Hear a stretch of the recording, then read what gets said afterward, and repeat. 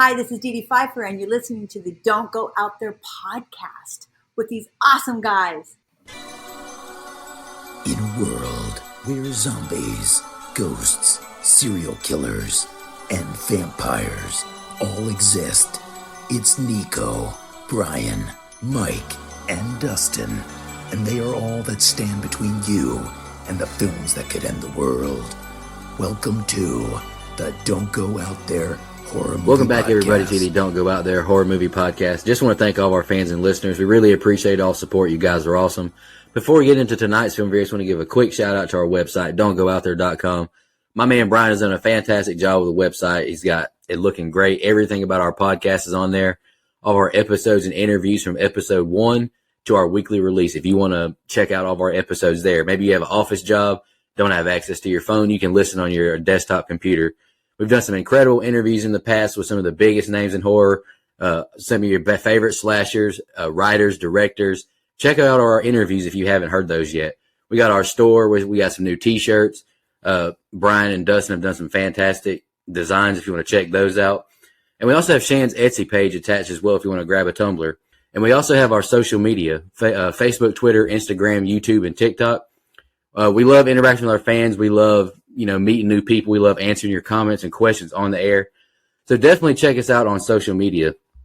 And the last thing I want to shout out is our Patreon. We call it Blood Donors. We have the traditional monthly reoccurring kind. You're a big fan of our podcast, a big fan of our show. You want to help support us. That option is available. And we also have one-time donations. If you want to donate and, if you have a film review you want us to do, that option is available as well. All right, let's try this again. Let's jump into the film review. We apologize to any of our listeners who've listened to this episode already, but we take pride in our product and the quality of our product, and we want to make sure that it's a pleasant listening experience. It was distracting to me, so I wanted to make sure that our listeners had a good listening experience. Go ahead, Mike. Yeah, I would like to apologize to absolutely fucking nobody. Can't help my internet was shit. My bad. I'm just kidding. I love you guys. Who the fuck is that guy? Who the fuck is that guy? Not me. All right, but we're going to re-record our Don't Breathe episode. This is my pick. We're continuing our 31 theme picks. I'm really excited to review it. In case you didn't get to hear our first episode on this, this is a movie that I've picked several times. If you ask any of our co-hosts, I had it on the calendar, but then I changed it like a couple of days before or the week before, just because we've all done that before. And then all of a sudden we just want to do something different last minute. Happens to all of us. But this is one of my 5 picks for the 31 ranking. We're going to be doing it at the end of October. I'm a big fan of this movie. I think it's really good acting performances by Stephen Lang and Jane Levy. One of the most tense movies I've ever seen, but I do have a lot of issues with it, and I will touch on that when we do the scene by scene. Dustin, you want to go? Yeah, so I was unfamiliar with this movie when you picked it. It somehow slipped through the cracks. I didn't know about it. I didn't know when it released, which is crazy because it did really well at the box office, comparatively speaking to the budget, which Mike will get into at the end of the episode. But I was just unfamiliar with it. And then when you picked it, I still didn't really look into it until it was time to watch it. And I was pleasantly surprised. I mean, you nailed it. The tension is through the roof. And that's something that a lot of movies try to accomplish but fail on. And this one did it very well. I definitely have my issues with it as well. Just from a logic standpoint, most of my issues with it are logically speaking. But it was, this movie doesn't have supernatural or, ghosts or ghouls or goblins or anything, but you do have to suspend your disbelief a little bit because of how illogical some of the choices are. And if you do that and just watch the movie for what it is, I enjoyed it a lot. So yeah, good pick. Yeah, so when we recorded the other episode, I had the best intro I've ever had. It's a shame none of you will be able to hear that now. That's too bad. Because I don't script my opens. I script everything else, but I don't script my opens. Those are from the chest. So let me try to whip up something a little bit better here. Yeah, so look, I enjoyed the film. And like I told Nico, and I said on the other one, it's the first time I'd ever seen this film all the way through. Seen bits and pieces here, but it's become a little more common these days, which I'm excited about because the first 2-3 years of the show, there was rarely a time I hadn't seen a movie that we were talking about. So I like getting to see stuff for the first time and then talk about it. Look, I enjoyed the film. I love the runtime. The story is good. Now, again, I think we all have a lot of the same nitpicks with the plot and a few other just logical things. And I'm kind of on record on this show for really being willing to suspend my disbelief. Sometimes I think growing up a wrestling fan kind of helped me with that because there's so much shit. And I know Dustin is too. He just, hey man, everyone's different, but he pokes holes in wrestling too. And I don't blame him because there's a lot of bullshit in that too. But, I'm willing to kind of forgive stuff. Even in this movie, though, there's just a few things that I would have done differently. I think there's some stuff they do selectively. But look, overall, great pick, Nico. I'm glad we get to talk about it. I enjoyed it. It's a fun watch. And again, makes me want to go watch the sequel. I haven't yet, but I'm very curious to see where they take the story now because of the ending. Whether I like that ending or not is irrelevant. It made me want to go watch the sequel, which I plan on doing because we have to. The 31 on 31 anyway, so I might as well sit down and watch it. But no, man, very excited and glad we get to re-record it, hopefully with better audio because mine sucked last time. No, it's all good. Technology happens. Yeah, I'm really excited. Dustin, you want to take over? Let's get it, dude. Yeah, I'm doing the scene by scene on this one, so hopefully I can read it better than Floyd Mayweather. So let's get started. That's not a high bar, buddy. That's not a high bar. Hey, you could not say anything and read better than Floyd Mayweather. All right, go ahead. Yeah, if only I had his money. Only you two got that. So anyway, we open with an aerial view of a neighborhood. It's quiet, eerie. We hear a faint sound of sirens and wind as we zoom closer and closer to the street. We see a man dragging a woman's body by the hair down the middle of the road. Title card. Next, we see a door handle, hear some keys rustling, and then the door opens. A group of gloved intruders enter and shut off the alarm. They start burglarizing the joint, and one fella just whips it out and pisses on the floor. When they've had enough fun, they reset the alarm, exit, and smash a window to trigger the alarm before running off. In a car now, the group of criminals chat about how everyone's leaving, and they talk about leaving Detroit themselves. One of the group, Alex, walks in his house and replaces the key in his father's desk. From there, we see another guy from the group, Money, selling his take from the burglary, and he complains about his cut, considering there was a Rolex in there. He gets another address for their next score. Money is back with Rocky, the female, and Alex as he tells the backstory on the occupant and says that this house is also with Dad's Alex's security company, so now we know why he had access to the keys. The homeowner of the next target is an Army vet loner with no family who got a huge settlement a while back when his daughter was killed in a car accident, so he's loaded. He's sitting on, they estimate, $300,000. Alex tries to reason with them. They don't do cash, and over $10,000 is major larceny. 10 years. Rocky tells him if they do it right, they never have to do it again. Alex is out, though. Money says, just get them the keys. He and Rocky will do it. Back at the house, Alex gets a text from Rocky. She's begging him. Alex Googles the address of the Army vet and reads some articles about a settlement. Then we go to Rocky's home, and her mom and her mom's boyfriend, who's a real trashy-looking fuck with a swastika tattoo on his hand, they want her to get a pizza. Rocky grabs her mom's wallet and says she's got no money. Her mom tells her to pay then. She knows she's got money, and she asks if she's been making money by blowing dudes. Rocky puts on a jacket for her and her sister and tells her to come for a walk with her. She gets a text from Alex that says he's in, and Rocky proposes that her sister and she move to California. We get a look around town at some of the rundown houses, and we see Money scouting the target house. Alex and Rocky are in the car, and Rocky shows him her new ladybug tattoo. Rocky gives him a sob story about her fucked up childhood and her parents' divorce and how a ladybug kept her company when her mom locked her in a trunk. Alex says if they get the score, he's going to California with her and Money. Money gets in the car and tells the other two that the surrounding blocks are all unoccupied, so that means no police patrol. Also, the guy in the target house, he hasn't left home in 5 days. Then a Rottweiler gives us a good old jump scare as he jumps on the passenger side window. A man whistles for the dog, and it's their target. It's a blind man. Money says that just because he's blind doesn't mean he's a saint. They're doing it tonight. Go ahead. I'll start things off. I really love the overhead zoom-in shot to start this movie. You know, we see this old guy dragging this woman in a trail of blood down the road. It's a great way to get me invested into the movie quickly, so I appreciated that. It was really frightening seeing Rocky disabling this alarm so easily. Just from a real-life perspective, you know, my girlfriend, she has an alarm system, and, you know, it's not that easy to disarm, but pretty scary seeing Rocky do that. Money, he acts like an animal, pissing all over these people's floor they're robbing. And it also made me wonder why Rocky would lay down in the bed. The potential to leave her DNA behind is just a big, big risk to me personally. You can tell by the look on Alex's face. He's 8 miles deep in the friend zone. Hey-o. Hope that pun was successful. 8 Mile, get it?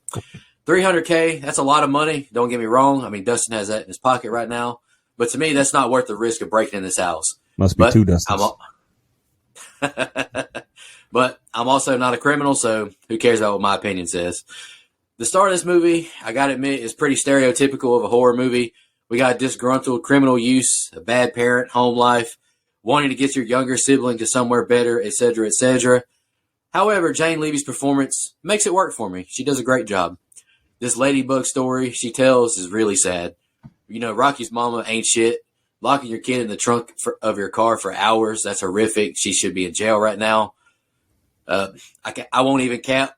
I'm not even scared to admit it. This dog jump scare scared the shit out of me. It got me. Mr. Fede Alvarez does a great job with jump scares in this movie. We get a really nice foreshadowing with the line for money.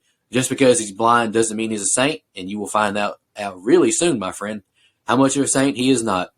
We got a good opening set of scenes here. I'm immediately invested with the aerial zoom-in shot, but I will admit this is a pretty cookie-cutter criminal home invasion storyline so far. Yeah, sure. I love the open too. I love the zoom in shot. And again, I talked about it last time a ton, but I love the way this movie utilizes sound to just throw you off. It kind of takes you a bunch of different places. In this opening shot that we get here, the music slowly escalates and gets louder and louder and louder. I love the way it does that right. Even the door slamming to kind of catch you off guard quick, before that shot. I love the open. I love the way it utilizes the sound. I also say, hey, look, it's Clay from 13 Reasons Why. I know he's in a bunch of other stuff, but I mean, you can't escape that show because that's, kind of what he's known for. Look, you talked about it. What kind of fucker pees in the floor during a home invasion? The dumbest of the dumb. I mean, you're leaving behind just trails and trails of DNA. You're laying on the bed. You're doing all that stuff. Just really, really stupid. I don't know why every movie that takes place in Detroit has to go out of its way to shit on Detroit, but I feel like it's getting an unfair rap, man. That's not cool at all. So look, this blind guy, and they've showed him a couple times now, just doesn't seem like the kind of guy I'd want to fuck with just off appearance alone. Like, I know he's blind, but like he has that old grizzled veteran look about him. Like maybe he's been in the wrestling business a long time or something. Like, there's just people you don't want to fuck with. He looks like one of those guys that I would not be trying to come up on, but that's just me. Look, my girl's mom here is a 2-pack of ass. She sucks. One of the worst moms we've covered, and that's saying something. Just as far as the kind of person I think she is. And by the way, respect to sex workers. Hey, man, I'm not here shaming an honest day's work. If that's how she was getting her money, that's how she was getting her money. Okay, that's none of my business. None of your business either. I don't care what you say.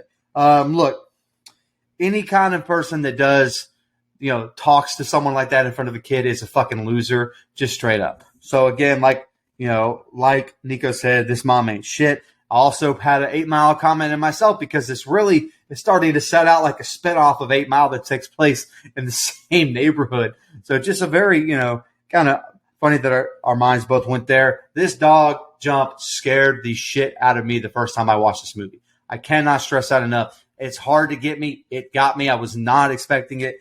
It got me out of nowhere. I like that, though. So last thing, I love the shots of Detroit as the sun goes down because it's really about to shift to a completely different movie. You mentioned the cookie cutterness of it. We get more of that, but as the sun goes down, I feel like that's almost symbolic of the kind of movie we're about to get because this guy is not who we think he is upon first watch. It's nighttime now, and our group is approaching the house. It's 2 a.m. Money says they'll take care of the dog first. They toss some food over the fence, and the dog eats it. He'll be lights out in a second. Money goes to unlock the door with the key from Alex's dad's security company, but there's a problem. There's 4 locks. They go around to the side of the house looking for another entry point, and we see that the dog is fast asleep. Alex can't get the side door open, so Money tries the cellar door. No luck there either. Rocky says she can fit through a window. She busts the window, and the alarm pad detects it. She's got 30 seconds to enter the code. She disarms it just in time. As she catches her breath, she sees pictures on the mantel, and one of them is upside down. Rocky opens the door and lets Alex and Money inside. They go looking around through the house, and Money heads upstairs into the blind man's bedroom. The TV is on, but he's asleep. We can see a gun strapped to the bottom of the bed under the man. Money mixes some stuff in a water bottle, and the man in the bed sits up creepily. He turns off the TV and lays back down. Money puts the water bottle on the floor, and a gas starts to fill the room as he exits. When he meets back up with the other two, he says the man is Sleeping Beauty, and Rocky points out a huge lock on a door. They try to get it open before Money pulls a 9mm and says he'll shoot the lock off. Alex tries to get Rocky to leave with him because bringing a gun means the blind man has legal right to shoot them now, so he's nervous with his mom spaghetti and 8 Mile here. Money says just because Alex jerks off to Rocky's IG doesn't make him Romeo, and he shoots the lock. Alex freaks out and leaves. The blind man isn't asleep after all, and he's downstairs now. He asks who's there. Money says to chill and that he just wandered in by mistake when he was wasted. The blind man steps on the latch from the door that Money shot off. Money tells him not to move, and he's not leaving with what's behind that door, without what's behind that door. The blind man slowly approaches Money, so Money lets off a warning shot, which Alex hears outside. The blind man then grabs Money and struggles with him up against the wall. The blind man turns the gun and presses it to Money's throat. He asks how many there are. Money says he's alone as Rocky watches terrified in the corner. Just when it appears he's going to let Money go, he shoots him through the jaw. Rocky holds in her scream as Money's body drops to the floor. Go ahead. All right, I really like the shot looking at the blind man's house. We see this decrepit neighborhood, and it's spooky as hell. It's a really good mood atmosphere. Shout out to my man Mike. He's toking that line on the show. Rocky drops a cigarette. To me, another careless potential DNA drop. I mean, hell, you don't know how this home invasion is going to go. Maybe the police find that cigarette. I mean, it's not like we see a lot of people in this neighborhood. Money says this guy isn't messing around as they find how secure this house is. Yeah, no shit, pal. He's got a ton of money in a shithole neighborhood. What'd you expect, buddy? Just frustrating, man. This alarm system ain't shit, if you ask me. Rocky breaks a window and takes damn near 30 seconds to disarm it, and it's not even loud while she looks for the alarm to disarm it. My man, blind man, needs to invest in a better alarm system. I'll spoil this now. I feel like this is something Dustin would nitpick, so I'm going to nitpick it. This zoom in on the hammer on the wall is not justified, and we will see later why it's not justified. I know Money was ready to shit himself seeing this blind man sitting up in bed. I would be ready. Money is extremely frustrating with how loud he is doing everything inside of this house. But I do agree with him, though. This guy is a soldier. You need to bring some damn weapons, like a gun. I agree 100%. If you're risking going to jail, you might as well bring a damn pistol. I love the blind man reveal. However, Money is stupid as hell talking. Shut the fuck up, guy. He's blind, not deaf. Jesus. And the moment was too big. Money pisses down his leg. To shout out to the TikTok coach. How do you have a gun and get bitched by a blind guy this badly? Jane Levy does an incredible acting job watching Money's murder. It is frustrating. She just stands there and lets it happen. Maybe if you brought some more weapons, you could save him. I don't know. It's another good set of scenes, and the tension buildup is crazy good. Go ahead, Mike. Yeah, so these guys are worse with keys than Dustin was when I stayed with him a couple years ago. Look, I'm just saying they're lucky they didn't shit right there on the porch. Oh, sorry. That was just me. My bad. Not Dustin's fault. I couldn't hold it. Had the look, man. It's a shitty situation all around. Hey, exactly. And Rumplemans was a hell of a drug, Come on. The moment was too big. He shit down his leg. Literally. Jesus. Look, they seem like they don't have any plan at all. We talked about how they're very careless, but they don't have like a good plan. They're just going to come in here and look around for the money pretty carelessly. Like, I know they have like successful robberies of other things, but this is a little bit different. This is an unknown, situation here. A guy who's secured his house pretty well, at least. I don't know. I feel like if I'm going to rob somebody for that amount of money, I better have a fucking really, solid type plan. Even in Bad Santa, they have fucking Santa and the elf. Like, that's a fucking genius idea. They don't have anything like that. I love the way this movie, again, continues to use noise and lack thereof. Like, I feel like when it's really quiet, it's still really loud. Like, you can almost hear the quiet. I know that doesn't make any sense. Sounds pretty oxymoronic. But trust me, when you watch the movie and you kind of start to lock in, that's what it feels like. It's really quiet, but it's so loud. And I just love that. You guys talked about the suspense and how this movie does that so well. I think that aids in it. Like, I think it really, really helps that tension come across so strong. That combined with the use of shadows and darkness, I really like the way this movie is shot and edited, later on. I'm not gonna lie, that little whole movie playing there was creepy as fuck to me. I don't know why. Like, it just, like, in that setting, I don't know, it kind of made me feel weird. Using the gun and talking seemed dumb as fuck. Like, we saw this old man sit up in the bed. We're going to be loud as fuck with our voice, and now we're going to shoot off a gun. Like Nico said, he's not deaf. He can hear, and his senses are heightened, as we come to find out later, selectively, of course, that you can, he can hear just fine for the most part. So again, like, this just feels like a really dumb decision. But I will say it led to one of the coolest deaths in the movie. Love the way they shoot the gunshot scene with money. I think it looks really good. I think it sounds really good, and the reaction of everyone is really well acted. So again, a good set of scenes again, keeping me invested in the story, even if I have these minor nitpicks as I start to poke holes through the plot and logic. I think they're doing a lot of other stuff well to keep me invested. Rocky hides in the closet, and the blind man punches some drywall for a while. He must have been listening to Love the Way You Lie by Eminem, or he's been drinking Red Bull and his name is Kyle. Sorry, Monster and his name is Kyle. Either way, there has to be holes in the drywall by now. Alex re-enters the house, and he crosses paths with the blind man in the hallway. The blind man goes into the kitchen and puts a padlock on the door that Alex came in, and then boards up the window that Rocky busted out as Alex hides under the sink. Rocky texts him that money has been shot and asks Alex to help her. As Rocky starts to crawl out of the closet, the blind man enters it and double-checks that his hidden safe is still there. So now Rocky knows where the stash is at, and she sees the code after the blind man enters it. Alex sees Money's carcass in the floor, and then he finds Rocky. He says maybe they should all call the cops. But Rocky says wait. She opens the safe. Jackpot. She loads up the money in her backpack and closes the safe back. Alex says that's way more than $300,000. It's got to be $1 million. Alex says the storm cellar that was locked from the inside could be their way out. Rocky walks towards the door that was previously locked, but the blind man bursts through it. He puts a trash bag over Money's head and drags him down the hallway. Alex takes a step backwards and the floor creaks, alerting the blind man. He drops Money and starts pointing the gun around the room. A phone on the ground starts vibrating and the blind man fires a shot. He checks it out before going back to dragging Money. Rocky and Alex go down to the basement. Back upstairs, the blind man finds Money's shoes, but also finds Rocky's. He knows that Money wasn't alone. He goes back to his safe and discovers his money has been taken and pitches a fit. Back in the basement, Rocky and Alex look for the door but can't find it. They turn on light switch, and a tied-up woman with a tape over her mouth lunges at them. It trips a bell upstairs that the blind man hears. The woman hands Rocky a newspaper article. It's the woman who killed the blind man's daughter. Rocky says they have to get her out of here, and we hear heavy footsteps come from upstairs. The blind man is coming. He comes down the ladder to the basement, and Alex finds another safe. It opens with the same code Rocky used upstairs, and he finds some keys inside. Rocky unlocks the harness on the woman, and they try to make an escape. She can barely walk, though.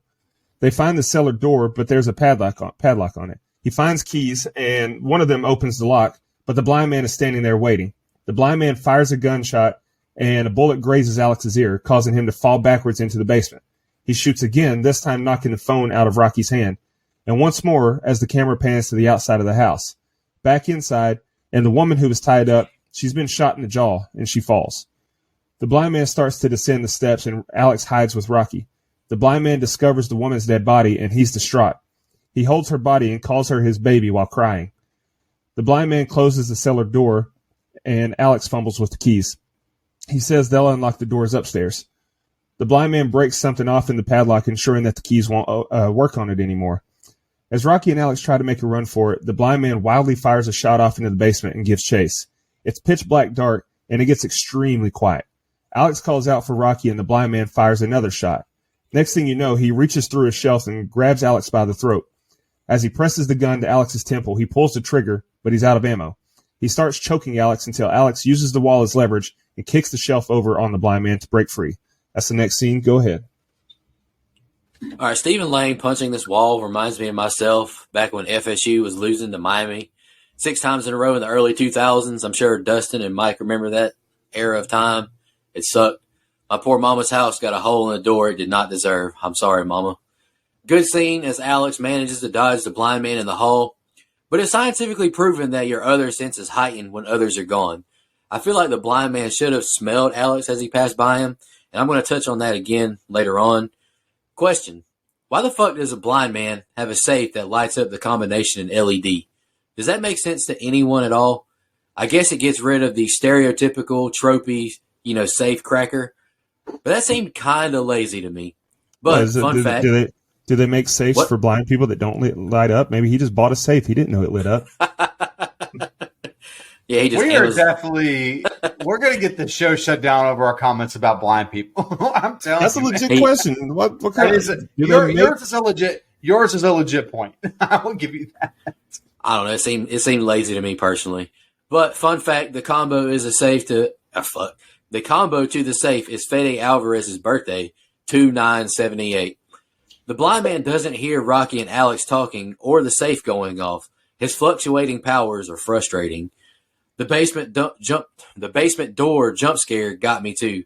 Damn good job of jump scare so far, Mr. Alvarez. He does a great job with the jump scares in this movie. This would scare the hell out of me if I were Rocky or Alex. This blind man just pointing a gun at me, it would have my butt cheeks clenched tight enough to crack a walnut. A blind guy has a ladder into the basement, because of course he does. And a maze too. And he smells shoes now. No doubt this is the most frustrating aspect of the movie. This blind guy can't smell a person right beside him, but can smell shoes 15 feet away. Also, why the fuck did this guy have physical cash in the first place? Put it in a bank or something. Like, come on, man. Holy fuck, this tied up girl, jump scare, it got me as well. Shout out to Fede Alvarez. This twist, it makes or breaks the movie for most people, I believe. I think this definitely adds some good old razzle-dazzle and makes the movie unique and memorable. I mean, hell, every social media comment and question is about this scene. This poor girl gets a glimmer of hope she's going to escape, and bam, gets shot and killed just that fast. You hate to see it. This cellar door is wide open and no attempt to escape or attack the blind man while he mourns over this dead girl. That's kind of frustrating to me. Stephen Lang does have a really good battle cry. I'll give him props for that. I love this in the dark cat and mouse chase. All three actors wore special contacts to distort their vision for this scene. Really good scene. I like it a lot. I love the look of the blind man's eye makeup, and Alex makes a really smart decision here, knocking these shelves over onto him. There's some frustrating stuff in here, but it's still another good set of scenes. Go ahead, Mike. Yeah, again, off the top, utilizing sound. The hammer as, juxtaposed to them hiding in the closets and everywhere else, I think is really well done. Again, the hammer's loud and you hear it. I know that's kind of a significant weapon later on in the movie, so I think that's a little bit of foreshadowing there that I enjoyed. Man, it kind of feels like we're finally getting somewhere here, because no way I would keep all that money in that area. Not that I'll ever have that much money, like, our co-host Brian does, who's not on the show with us tonight. He has that just, walking around. But if I had that much money, I would keep it in a bank or overseas or something. He's just got it in this closet, man. But what I mean is we're finally getting somewhere. Is a switch kind of flips. I know he killed a guy. I hear you. You could almost write that off in a normal home invasion movie as killing somebody that broke into your house. Once you realize the money is gone, I think the character changes. A switch is flipped, and we get a little bit more of a crazier guy that wants to take these people out. He knows they're fucking with him. And I like that turn. I think it helps. And again, still, even at this point, I have a hard time feeling bad for them, even though they've lost a friend, because they broke into this man's house. We don't know everything yet. So again, it's just a man that's mad about taking his money. I can respect that. In the words of Adam Sandler in The Wedding Singer, I like money. I have very little of it. That's me. I understand. So I would want to protect my assets as well. Again, I love the discovery scene. I think it's really good. Even better is the discovery of the girl being trapped down in the basement. Like, that is really good. You mentioned it scared the shit out of you. It made me go, whoa, because I knew the movie had a twist, but I hadn't seen the movie. So I was just very curious to see exactly what was going to happen there. And I love the way it was shot. The bell, the scream, everything, her pounding. Like, I really thought that was well done. And Alex wanting to leave is kind of a little bitch move, man. I mean, that they had a pretty clear access to leave, in my opinion, if they quit, waiting around and deciding and then just did it. So Alex is kind of being a little bitch there. Love the cinematography when the blind man gets lit with like this red glow behind him. I love the way that looks. Just intense scene, very intense as they're unlocking the chains on this woman trying to get out. Like, I think that's a very, I love, man, my heart was racing while watching it the first time. Like, oh man, because, I wasn't quite sure where they were going with. And then she ends up dying, which, man, that's a slap to the face because you're kind of hoping for the best. You're kind of hoping for a happy ending in this situation now. So, but in the moment when he's upset about it, you don't know everything. I got a little confused by him being so upset about it. Like, I was like, well, you had her trapped down in the basement. What the fuck is the problem here? But yeah, anyway, love the night vision effect scene. Like, I think it looks really cool.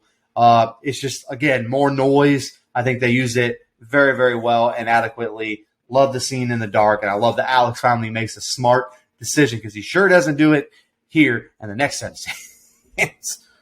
Imagine being chained up in a basement and you're like, damn, I wish someone would set me free. And you're like, oh my God, someone's going to set me free. Me free. And then you die. Like, as I just know that as her spirit was floating above her body, floating out of her body up, like you see in cartoons, as her spirit floated out, she was looking down like, these raggedy motherfuckers done got me killed. But damn. Anyway, Alex and Rocky head through the basement and we see light from upstairs. They found the door. When they get upstairs, we see that the Rottweiler is standing in the hallway now. Alex says, don't run, and he gives Rocky the keys and tells her to go try the door. The dog growls, and as Alex is calming the dog, the blind man bangs on the basement door, sending the dog into a frenzy. Alex grabs Rocky and tells her to head upstairs. They get into a room and block the door. The blind man goes into his bedroom and gets the revolver that's strapped under his bed. Alex tells Rocky that they have to call the police first chance they get. She says no, they can't go to jail. Alex assures her that kidnapping and murder is way worse and the cops won't care about their robbery. The blind man fires a shot through the door and tries to force entry. Rocky climbs into an air duct as Alex tries to hold the door shut. The blind man gets it open and the dog gets into the room. Alex jumps backwards and goes through a window, falling a couple of stories onto a glass ceiling. Rocky continues her journey through the crawl space and the dog joins her. Panicking, she jumps down a hole and lands hard, which catches the blind man's attention. Alex starts to stir finally, and as he's coming to, we see the blind man poke his head out of a window above, and he fires a shot in Alex's direction. It causes the glass ceiling Alex is laying on to shatter, and he falls into the house. Alex heads towards the front door, but he's met by the blind man who fires another blind shot. Maybe Alex and Rocky should, try crawling. He's shooting all these, like, torso to head high. Crawl underneath where he's aiming, dumbasses. Anyway, he's been shooting, he's not shot low this whole time. Alex retreats to the utility room where a body falls out of a corner and spooks him. He holds in his emotions and sounds as the blind man continues to wander. Alex grabs a hammer and whacks the blind man's arm, but somehow loses the advantage quickly, and the blind man starts whooping his ass.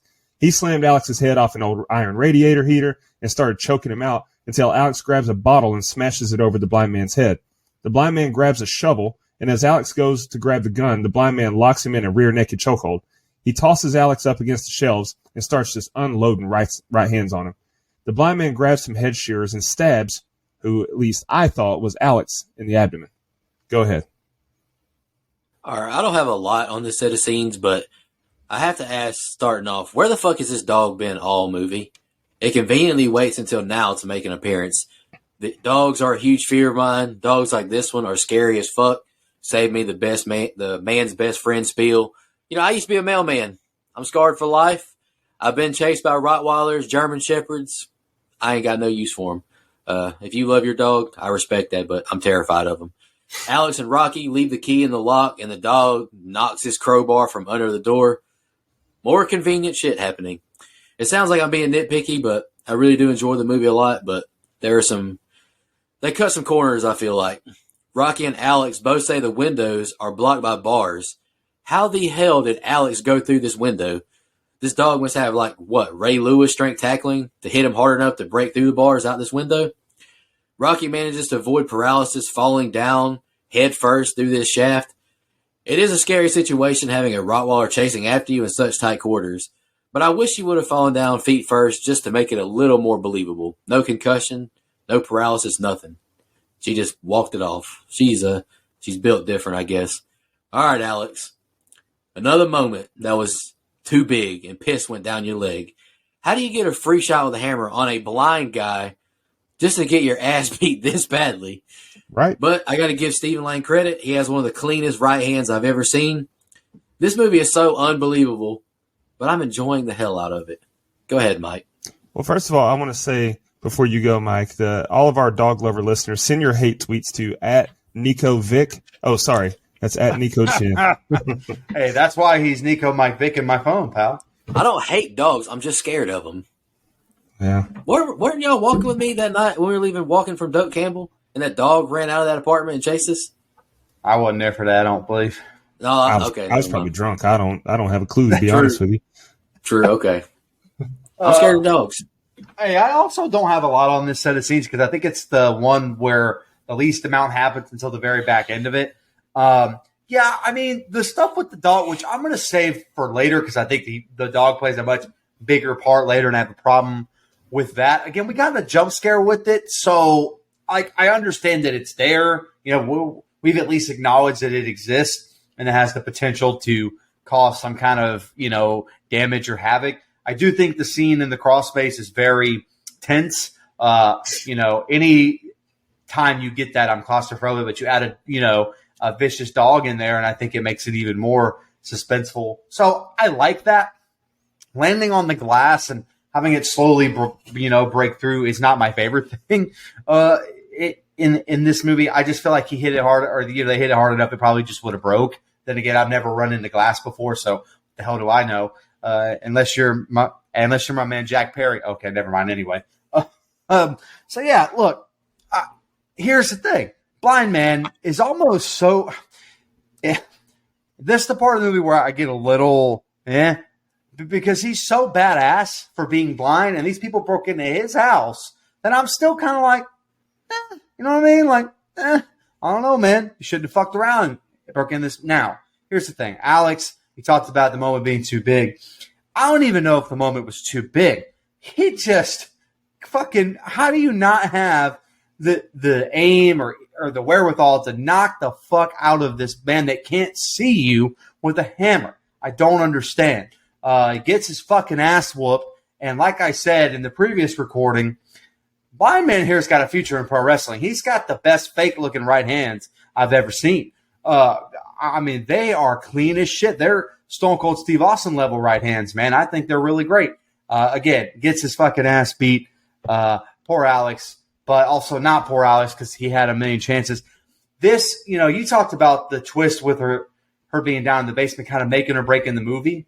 I actually think this stuff here with Alex and how it comes back in later, which you mentioned in your scene by scene, Dustin, when you said stab what he thought was that, or what you thought was Alex. I think that makes or breaks the movie for some people, in my opinion. So again, the least amount that I have, but I thought it was okay.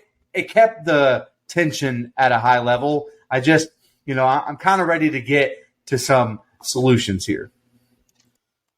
Rocky comes to in the air duct and she starts crawling. She sees a vent that goes to the outside and kicks it out. Before she can escape, though, the blind man reaches through the air vent inside and pulls her into the living room. He mounts her and starts wearing her ass out with some equal lefts and then chokes her out. Rocky comes to again, and we see that she's been placed in the harness in the basement now. The blind man is sitting in a chair, and she begs him to let her go. She says she understands why the other woman had to be kidnapped, and she won't tell anyone. She understands. He says she understands nothing. She tells him that this won't bring his daughter back. He says that since the other woman took his daughter from him, it was only fair she give him a new one. She was pregnant with his child. They'd still be alive if Rocky hadn't broken in their home. She has to be held accountable. Back upstairs, and we see that when the blind man plunged the shears into what we thought was Alex, it was actually money. Alex is still alive. The dog charges at him, but Alex outwits the mutt and locks him in the utility room. The blind man puts the dead woman's body into a box and fills it with what looks like used motor oil and then places some floor tiles over top. Alex messes around with the front door lock some more while the blind man starts cooking something up downstairs. He hoists Rocky's body up and says he's not a rapist. He never forced himself on anyone. He told her that the other woman, or that he'd let the other woman go as soon as she gave him a child. He's done waiting. He cuts a hole in Rocky's britches and grabs a baster full of his baby batter. Rocky pleads and screams and goes to inseminate her, but before he can, we see a glimpse of a hammer and then blood splatter all over Rocky. It's Alex here to save the day. He frees Rocky and handcuffs the blind man. She starts kicking the living hell out of the blind man. She grabs the baster and shoves it in the blind man's mouth, and I don't think he'll be getting a second date because he's a spitter. She says he'll rot in prison. Alex says they can't involve the cops now. They should just take the money and go. The blind man says to take the money and get out. As they're trying to get out the front door, gunshots. The blind man got free and shot Alex. Go ahead. All right. Rocky gets hit with a Dave Chappelle gotcha bitch moment fiercely here. And every time I hear the gotcha bitch, I always think of that meme Dustin made of Jason Lives with Dave Chappelle's head photoshopped on. It's one of the funniest moments in our group chat.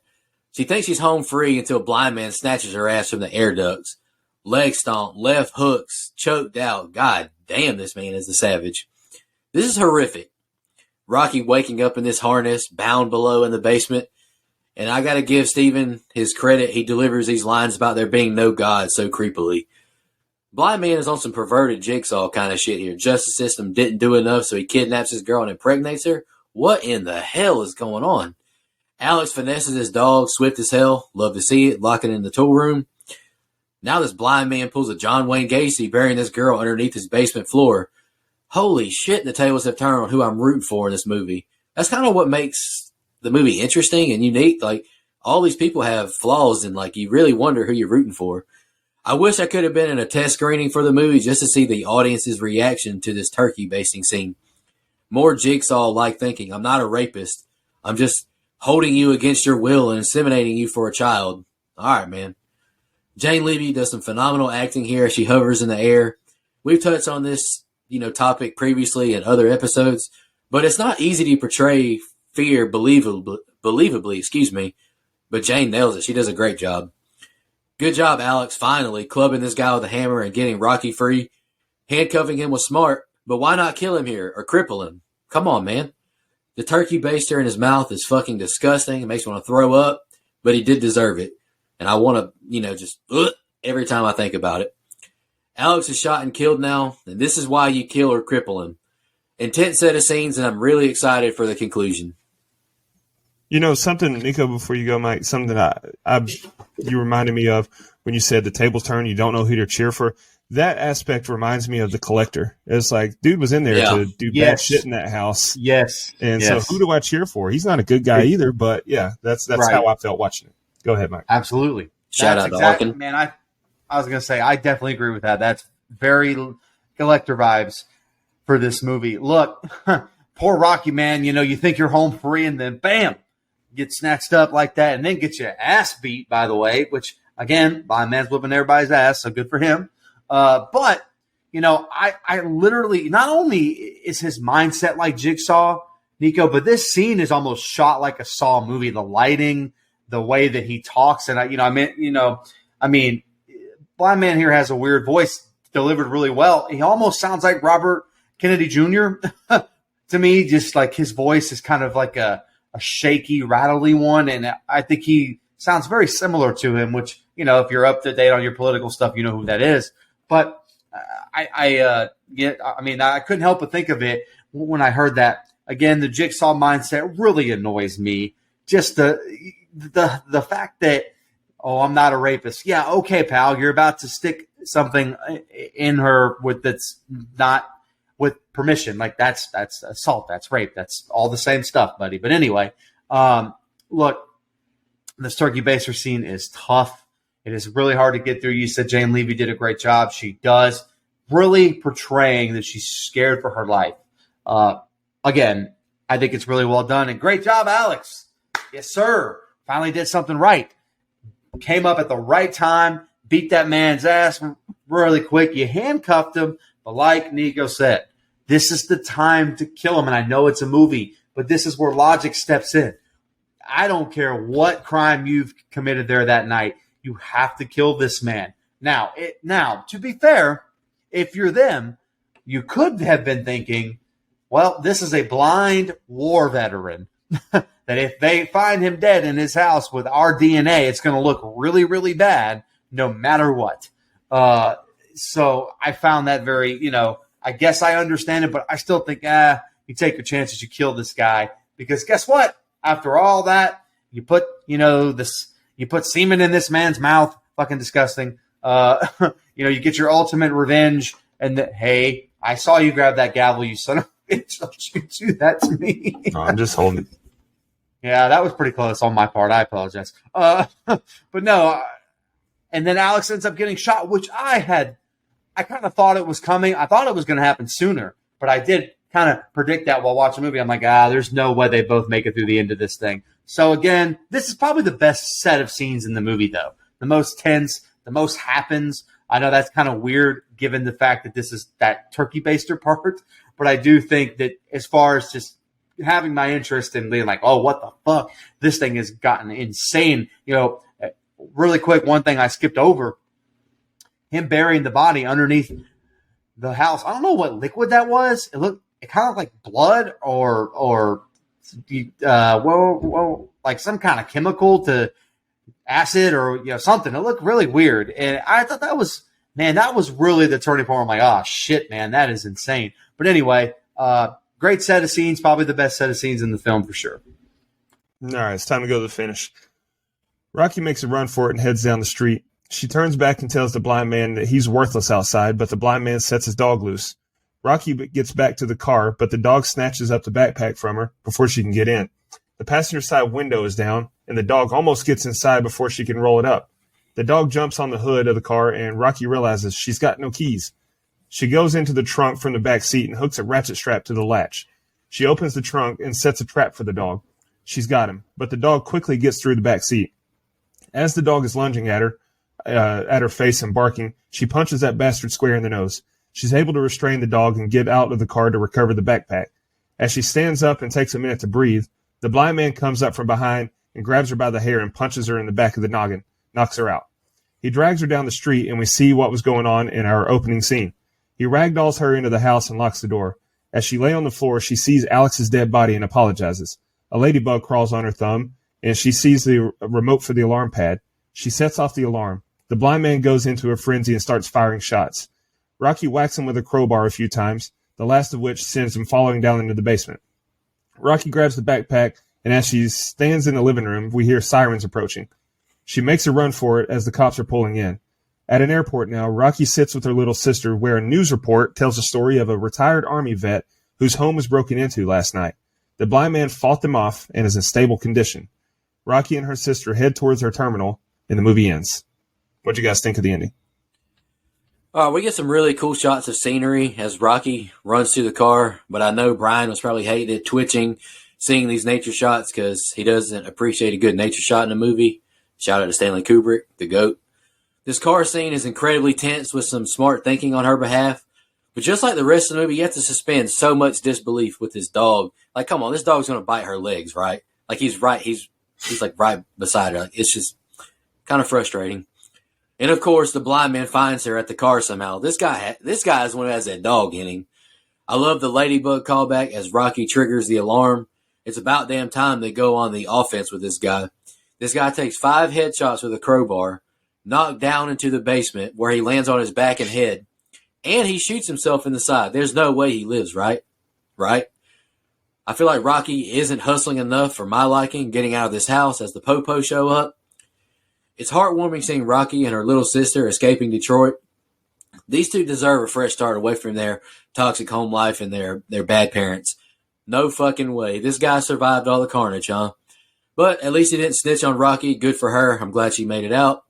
The movie ends happily for Rocky and her sister, but boy howdy, is it hard for me to believe that old boy didn't sustain any real injuries in that ordeal. One of the most atmospherically tense movies I've ever seen, with a great performance from Stephen Lang and Jane Levy. Mike, that's my final thoughts. What about you? Yeah, I feel like they don't stick this landing, man. And I meant to talk about it in my open, but I'm kind of glad I waited. I feel like this movie is tense and really good and has my attention all the way up until this last part here. Partially because I just don't find the dog stuff very believable. And I know you were chased by, dogs, and I understand all that, but like, I just don't like this idea of the dog being, basically the villain for 7 minutes there. Like, you broke this up into 15-minute parts, Dustin. it feels like this dog thing goes on way too damn long in this car. Like, you know, I understand using the dog and like even outside, maybe the dog gets into the car and then you find a way to make the dog go away. But this lasts a really long time and I'm just not buying it. Like, you know, her stuff being on the outside, you know, the money being on the outside of the car, like I'm just not buying it. I don't like it. I think it lasts way too long. You know, of course, she ends up back in the house as you would expect. And, you know, finally, you know, again, we think kills the blind man, but not really, which is, again, another choice I think that makes or breaks the movie for a lot of people. I don't necessarily mind it that much just because now I want to see the sequel. Now, it's not very believable, but that he ends up living through this. But it is something that makes me want to go check out where they take the story from here. Again, I like this movie pretty much all the way through this stuff with the dog, and then I think we kind of get a little unrealistic, even for me, who's willing to forgive a lot of stuff like that. And I do think Tandit is a very heartwarming scene at the airport with the two sisters. All right, guys, any final thoughts before you jump into the social media comments and questions? All right, let's do it. Let's jump over to Twitter. Kevin Scanlon commented, teammate of the show. Looking forward to rewatching this one because it's been a while. That Baster scene with the vomit emojis. Oh, yeah. The Baster scene. Fucking disgusting. Hernandez Gunn commented that ending. Oh, yeah. And Andrew Ferguson said, I'll never look at a turkey baster the same way ever again. None of us will, brother. Hey, it's all gravy. Hey, it's all gravy, man. Yeah, all organic. Oh, jump over to Facebook now. Jared Summers commented, underrated movie. Great concept that was done really well. I agree. Michelle Merza commented, I watched this for the first time the other night. I really enjoyed it. I have to agree with Jared Summers. Very underrated. Heck yeah, I love seeing our fans getting along. All right, on Instagram now, Rochelle Matt commented, and I love this comment. Not a question, but I took my lovely traditional grandma to see this movie when it came out, thinking it would be a casual thriller, which she loves. I think she almost had a heart attack when the turkey baster scene happened. I'm so sorry, Grandma. Ha ha ha ha. That's a great comment. I wish I could have saw that. Matt Strickland, 91, commented, the GOAT, Stephen Lang, definitely killed it as the blind man in this one, despite his motivations revealed at the end. His voice made him all the more eerie, second to his heightened senses of sound and awareness, not to mention the strength and agility for his age. So happy y'all are finally covering this one. Been holding my breath for a while now. Who else could y'all see or would like to have seen in this role? And like we mentioned in the last review, I think I'm happy with Stephen Lang. I think he did a great job. Yeah, I couldn't imagine any of it cast any differently because I think, you know, he did a great job in his role, but then the other, you know, the gang of three robbers, I'm glad there wasn't any real recognizable names in it either because it added to it, like, I don't know, it just sold it, being more believable that they would be this desperate, I guess. I don't know. Absolutely. Perfectly said, Dustin. I agree 100%. Alex 1 commented, crazy how one scene could ruin Thanksgiving dinner forever. Oh, yeah, absolutely. And big fan of the show, Real Matt Sears commented, it would be cool if everyone watched the Part 2 trailer and gave their thoughts on it. It looks way different in my opinion. I watched the trailer, Matt, and I know bits and pieces of it. They make the blind guy the good guy, and I don't know how I feel about that. And I haven't watched the movie yet, but I'm not really a fan of him being the good guy per se. I'm watching the movie. I'm watching the second one as soon as we wrap up this tonight. So I'll let you guys know in our group text how I feel. If I wasn't going pretty much right to bed after I make this grocery store run, I probably would watch the movie tonight too, just because now I'm really curious after hearing that. My thing is I've heard other people say that. You know, some other people in the horror community have kind of given that away, but again, that's not a spoiler because it's been out a long time now. So, but I've heard some mixed reactions to it, but there seems to be more on the negative side when it comes to that part of the film anyway. So I am excited to find out, though, because, again, we'll be watching it for 31 on 31, so I'm excited to see where that one ranks. Peek behind the curtain. Mike said he's going to bed after he goes to the store after this. It's currently 4:30 in the afternoon. Mike just likes to watch Murder, She Wrote and go to bed early. Oh, fuck you. It's 8:30 p.m. East Coast where God pays attention. Oh, sorry. All right, Mike, you want to do the budget for us real quick? Yeah, sure. I couldn't find this fucking button. No, I'm kidding. I love doing that, though. I'm just kidding. No, this movie grossed $89.2 million in North America. and $69.7 million in other territories for a worldwide gross of $157.1 million against a $9.9 million budget. That's insane. No wonder we got a sequel that everyone has, thoughts about. But I mean, when you make that much against a budget, man, that's printing money. So of course it's going to get a sequel. And I wouldn't be surprised if it got another film. Absolutely. Let's jump into our favorite part of the show, favorite kill, least favorite kill, and the rating. I'll read Brian's first. I hope everyone remembers the turkey baster scene when it comes time for Thanksgiving. We will, brother. Everyone who did social media brought that up. I'm waiting for the crossover. I'm waiting for the crossover film where the turkey baster from this movie meets Thanksgiving, and we really start to have some fun. You just got stuffed, bitch. Sorry, go ahead. I got gravy for you. All right. No seed oils. All right. I thought the movie didn't have this over-convoluted. Pause, buddy. Pause. Come on. We're pausing. Oh, that was crazy. All right, my bad. All right, you're right. All right, I thought the movie didn't have this over-convoluted plot. I think the simplicity really worked here. I thought Fede Alvarez did a really good job playing with light and shadow with his shots. Some super tense scenes. Even found myself holding my breath during the pitch black basement scenes. My favorite part, though, was that you didn't have a clear-cut good and bad guy. Everyone was damaged and products of their environments and their past. I really love that. Not a perfect movie, like the scene with Lang following old girl all the way out to the car. It's probably because of the nature shots. That whole thing just felt eye-rolling to me. Gonna also need these superhumans to show a little more pain and struggle with their injuries than what we got as well. I hate that I had to miss my second straight week because of work, but I promise I'll be back next week. God willing. Sorry I missed your pick, Nico, but I did give it a good score. I gave it a solid 8. I'll take that. Pause. I'll go ahead and go next. My favorite kill was Money. At least we get to see him get shot, and it was honestly a cool shot, no pun intended. Like, it looked cool the way they filmed it. Least favorite kill was Alex. Look, my man didn't deserve that. He didn't even want to be there. It was like, I'm not even supposed to be at work today, like Clerks. But also, it's kind of ridiculous. Like, this blind man was just able to kill so many people while not being able to see. He's just firing a gun. Again, crawl on your fucking stomach and you won't get shot and you can make it outside. Anyway, my thoughts on the movie and my rating. Look, I enjoyed it. It definitely has its flaws, but it's worth watching. The suspense is great. The twist that the blind man isn't just some innocent loner was also great. I just think they should have had an easier time escaping. He's blind. This movie could have been wrapped up in about 20 minutes if they would have just barricaded the blind man in his bedroom while he was sleeping. Lock him in, that bitch, and take your time. Also, if you have a fucking hammer, maybe don't hit him in the arm, hit him in the face, hit him in the head, knock him out. So things like that take it down for me, but I enjoyed it still, so I gave it a 7.5.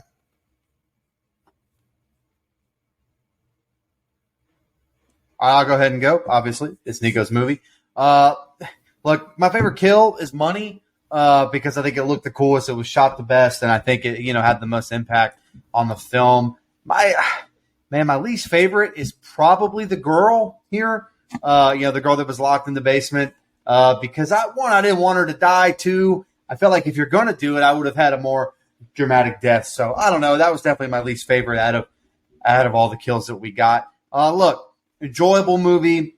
Really like the story. I like the ideas this movie has. And the best strengths of this movie is its atmosphere, its mood. It has a great presence about it. It's very tense-filled. It's a one-location movie, which I've said a million times on the show. I love when we pretty much just get a movie in one spot. Like, I really like the idea of that. I think it's fun. Great character work from all the actors involved, I thought. Just, some few, even for me, things I'm not willing to forgive from a logic standpoint. And I normally try not to poke holes in that, but I had no choice in this movie. So I bumped it down a little bit. Again, good movie. I'm excited to watch the sequel when I get the chance. I gave this one a 7.25.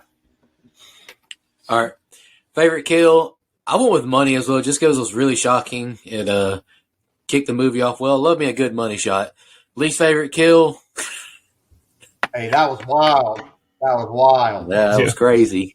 I've never said anything like that or Ray J giving back shots or anything. All right, anyway, go ahead. Totally did that on purpose. Y'all are both flirting with the suspension. All right, my least favorite kill. I'm going to go with the girl as well in the basement, just because it was kind of anticlimactic. She randomly just catches a bullet. But really, none of these kills are too spectacular. What makes this movie shine is just the tension and the performances by Stephen Lang and Jane Levy. They do a phenomenal job, cat and mouse in each other. But my biggest gripe with the movie is like the fluctuating powers between the blind man. It's like 1 minute the guy can walk right past him. He can't hear or he can't smell him, but he can smell shoes way across the room. Brother's got a foot fetish. He knows what he likes. He can't even see him, though. Don't you got to be able to see him? I mean, you adapt. He sees them bitches in Braille through his nostrils. He gets it. He smells them. It's all good. It's all good. He has a certain odor. He likes them girls with them Verizon bar toes. All right, anywho, let's move on. Hey, I really liked the movie. I gave it a solid 8 as well. I think it's really good. Yo, what the? All right, that gives us a composite score of 7.6875. IMDb has it at a 7.1, so we're pretty close there. What just happened? I don't know. Any more final thoughts before you shout out our blood donors? Yeah, we need to get out of here. All right, shout out to our blood donors. The economy sucks right now, and you choose to financially contribute. It means a lot to us. We got a new final girl donor, Christina Tower. Really appreciate that. We appreciate your patience as well. We'll get to your film review as soon as we're done with 31.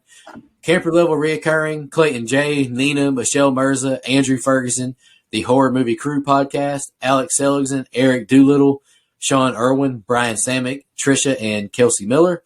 Camp Counselor reoccurring are Dennis Kennedy, Edwin Hernandez Gunn, Joe Swinford, Jennifer Davis, me Too Close to Home Pod, Kyla Denise, all the way from Australia, Adrian Aiello, Karen, Matt Strickland, and Gail Kuntz. We really appreciate y'all's support. It means a lot to us. Takes a big burden off of us. So that's Don't Breathe. Dustin, you want to announce your pick for next week for 31? I mean, not really, but I will. I apologize to you guys for picking this franchise.